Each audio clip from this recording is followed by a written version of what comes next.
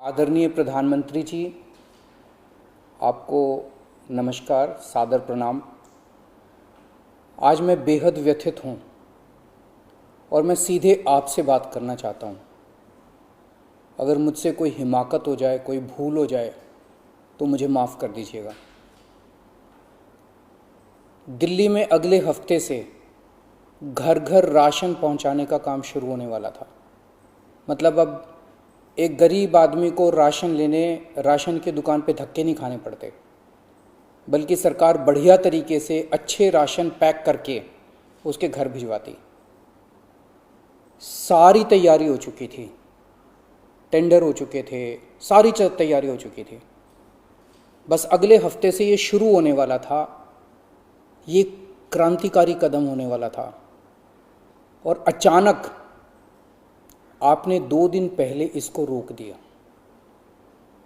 क्यों सर? आपने ऐसा क्यों किया? पिछले 75 साल से इस देश की गरीब जनता राशन माफिया का शिकार होती आई है। पिछले 75 सालों से हर महीने फाइलों में जनता के नाम का राशन जारी होता है, पर उनको मिलता नहीं है। अधिकांश राशन चोरी हो जाता है। ये राशन माफिया बहुत ताकतवर है सर, बहुत ताकतवर। आज से 17 साल पहले मैंने इस माफिया के खिलाफ आवाज उठाई थी, इस माफिया को ललकारने की हिम्मत की थी। तब मैं दिल्ली की झुग्गियों में, एक एनजीओ में काम किया करता था। उन झुग्गियों में गरीबों को उनका राशन नहीं मिलता था, उनका राशन चोरी हो जाता था। तब हमने हिम्मत की गरीब लोगों को उनका राशन दिलवाने की। नतीजन हम पर 7 बार खतरनाक हमले हुए और एक बार तो इन लोगों ने हमारी एक बहन का गला काट दिया, लेकिन भगवान की दया से वो बच गई उस वक्त। तब मैंने कसम खाई थी कि इस व्यवस्था को अपने जीवन में कभी ना कभी जरूर ठीक करूंगा। तब तो दूर दूर तक सपने में भी नहीं सोचा था कि एक दिन दिल्ली का सीएम बन जाऊंगा। पर कहते हैं ना कि जब आप निस्वार्थ भाव से कोई संकल्प करते हैं तो ऊपर वाला भी अपने तरीके से आपका संकल्प पूरा करने में मदद करता है। इस ब्रह्मांड की सारी शक्तियां आपकी मदद करती हैं। इस राशन माफिया के तार बहुत ऊपर तक हैं सर। 75 साल में आज तक कोई सरकार इस माफिया को खत्म करने की हिम्मत नहीं कर पाई। दिल्ली में पहली बार एक सरकार आई है जिसने ये हिम्मत दिखाई है। अगर ये घर घर राशन व्यवस्था लागू हो जाती ना सर, ये राशन माफिया खत्म हो जाता। पर देखिए ये राशन माफिया कितना ताकतवर निकला। दिल्ली में ये योजना अगले हफ्ते से लागू होने वाली थी और 1 हफ्ता पहले इन्होंने इसको खारिज करवा दिया। आपने ये कह के हमारी स्कीम खारिज की है कि हमने केंद्र सरकार से इसकी अप्रूवल नहीं ली। ये गलत है सर। हमने एक बार नहीं, 5 बार आपकी अप्रूवल ली है। ये रही सारी चिट्ठियां। केंद्र सरकार को हमने इतने सारे खत लिख के बताया कि हम ये योजना दिल्ली में लागू करने जा रहे हैं। कानूनन हमें दिल्ली में ये स्कीम लागू करने के लिए केंद्र सरकार की कोई अप्रूवल लेने की जरूरत नहीं है।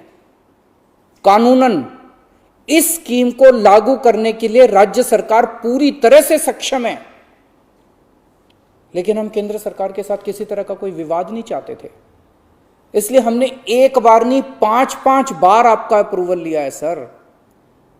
मार्च के महीने में हमारी योजना पे आपकी सरकार ने कुछ आपत्तियां लगाई, हमने आपके सारे ऑब्जेक्शन पूरे कर दिए। जैसे हमने इस योजना का नाम मुख्यमंत्री घर घर राशन योजना रखा था। आपने ऑब्जेक्शन लगाया कि हम इस योजना का नाम मुख्यमंत्री के नाम से नहीं रख सकते। हमारा मकसद अपना नाम चमकाने का नहीं था, हमारा एक ही मकसद था किसी भी तरह से ये स्कीम लागू हो और गरीबों को उनका राशन मिलने लगे।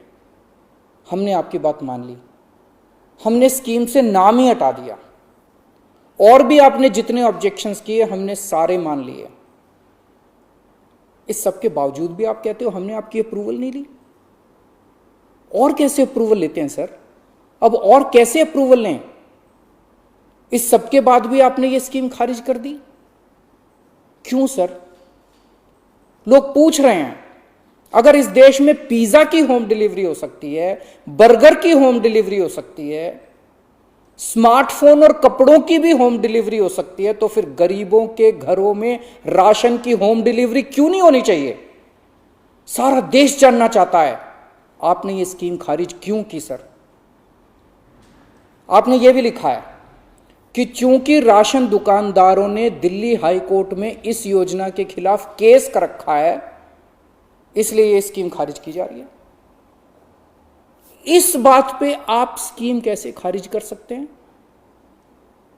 ये राशन दुकानदार इस योजना के खिलाफ हाई कोर्ट से स्टे लेने गए थे, हाई कोर्ट ने इन्हें स्टे देने से मना कर दिया। जब हाई कोर्ट ने इन्हें स्टे नहीं दिया तो आपने इस स्कीम पे स्टे कैसे लगा दिया? आपको इन राशन वालों से इतनी हमदर्दी क्यों है? अगर आप राशन माफिया के साथ खड़े होंगे सर, तो इस देश के गरीब लोगों के साथ कौन खड़ा होगा?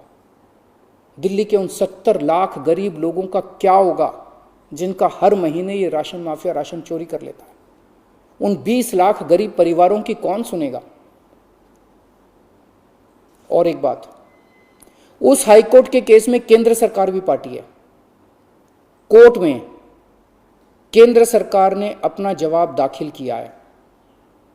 क्या कहा है कोर्ट में केंद्र सरकार ने? केंद्र सरकार ने कोर्ट में हमारी इस योजना के खिलाफ एक भी आपत्ति नहीं की है। जब कोर्ट में आपको हमारी योजना के खिलाफ कोई आपत्ति नहीं है, तो फिर कोर्ट के बाहर अब इस योजना को खारिज क्यों किया जा रहा है? ये कोरोना का बहुत कठिन समय है। मैं कई ऐसे लोगों को जानता हूं जो कोरोना होने के डर से राशन लेने नहीं जाते। राशन दुकान पे भीड़ लगती है, लोगों को लगता है कि अगर वो राशन लेने गए तो उन्हें कोरोना हो जाएगा। ये सब गरीब लोग हैं सर। इनमें कई लोग कोरोना काल में अपनी नौकरी खो चुके हैं, उनके घर में अब खाने को नहीं है।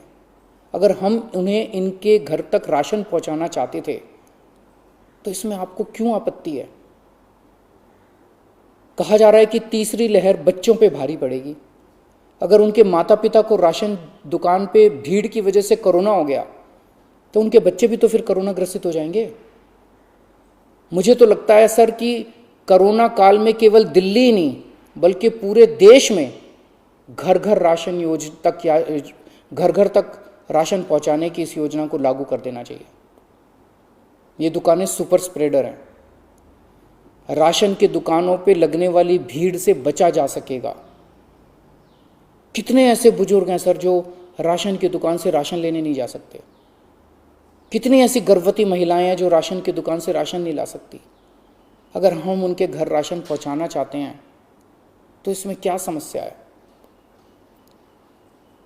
केंद्र सरकार के कुछ ऑफिसर कह रहे हैं कि इस स्कीम के खारिज होने का असली कारण यह है क्योंकि केंद्र सरकार का राशन है। यह योजना लागू करके दिल्ली सरकार को इसका श्रेय क्यों मिलना चाहिए? सर यकीन मानिए, यह काम मैं रत्ती भर भी क्रेडिट के लिए नहीं कर रहा। मेरा सिर्फ एक ही मकसद है, किसी भी तरह गरीबों को उनका पूरा राशन मिले। आप प्लीज मुझे यह लागू कर लेने दीजिए। सारा क्रेडिट आपका, सारा श्रेय आपका। मैं खुद सारी दुनिया से कहूंगा खड़ा होकर कि ये योजना मोदी जी ने लागू की है। और फिर ये राशन ना आपका है ना मेरा है। ये राशन ना आम आदमी पार्टी का है ना भाजपा का है। ये राशन तो इस देश के लोगों का है और इस राशन की चोरी रोकने की जिम्मेदारी हम दोनों की है। इस वक्त देश बहुत भारी संकट से गुजर रहा है। ये वक्त एक दूसरे का हाथ पकड़ के मदद करने का है। ये वक्त एक दूसरे से झगड़ने का नहीं है। लोगों को लगने लगा है कितनी मुसीबत के समय भी केंद्र सरकार सबसे झगड़ रही है। आप ममता दीदी से झगड़ रहे हैं, झारखंड सरकार से झगड़ रहे हैं, आप लक्षद्वीप के लोगों से झगड़ रहे हैं, महाराष्ट्र सरकार से लड़ रहे हैं, दिल्ली के लोगों से लड़ रहे हैं, किसानों से लड़ रहे हैं।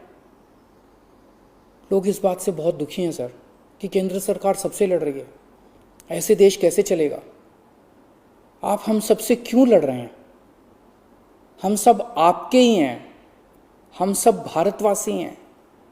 ऐसे में हम सब आपस में लड़ेंगे तो कोरोना से कैसे जीतेंगे? हमें आपस में नहीं लड़ना, हम सबको मिलके कोरोना से लड़ना है। कल सब लोग अखबारों की ये हेडलाइन पढ़ना चाहते हैं, मोदी जी ने दिल्ली सरकार के साथ मिलके दिल्ली के हर गरीब के घर राशन पहुंचाया। ये पढ़ना चाहते हैं लोग टीवी चैनलों पे ये ब्रेकिंग न्यूज़ देखना चाहते हैं कि मोदी जी और केजरीवाल ने मिलके दिल्ली के लोगों के, गरीब लोगों के घरों तक राशन पहुंचाया। लोग ये खबर पढ़ना चाहते हैं सर, लोग ये खबर सुनना चाहते हैं। लोग ये नहीं सुनना चाहते कि केंद्र सरकार ने फिर से दिल्ली सरकार से झगड़ा कर लिया, कि केंद्र सरकार ने फिर से दिल्ली सरकार की एक और अच्छी योजना पर रोक लगा दी। मैं हाथ जोड़ के दिल्ली के 70 लाख गरीब लोगों की ओर से आपसे विनती करता हूं, सर प्लीज इस योजना को मत रोकिए। ये राष्ट्र हित में है, इसे होने दीजिए। आज तक राष्ट्र हित के सभी कामों में मैंने आपका साथ दिया। मैंने हमेशा कहा है कि राष्ट्र हित के किसी भी काम में राजनीति नहीं होनी चाहिए। अगर कोई विपक्षी पार्टी की सरकार भी राष्ट्र हित में कोई काम करती है, हम उसका साथ देते हैं। राष्ट्र हित के इस काम में आप भी हमारा साथ दीजिए सर। अभी तक की सरकारों ने देश के गरीब लोगों को 75 साल तक राशन की लाइन में खड़ा रखा। इन्हें और अगले 75 साल राशन की लाइनों में खड़ा मत कीजिए सर, नहीं तो ये लोग मुझे और आपको कभी माफ नहीं करेंगे। जय हिंद।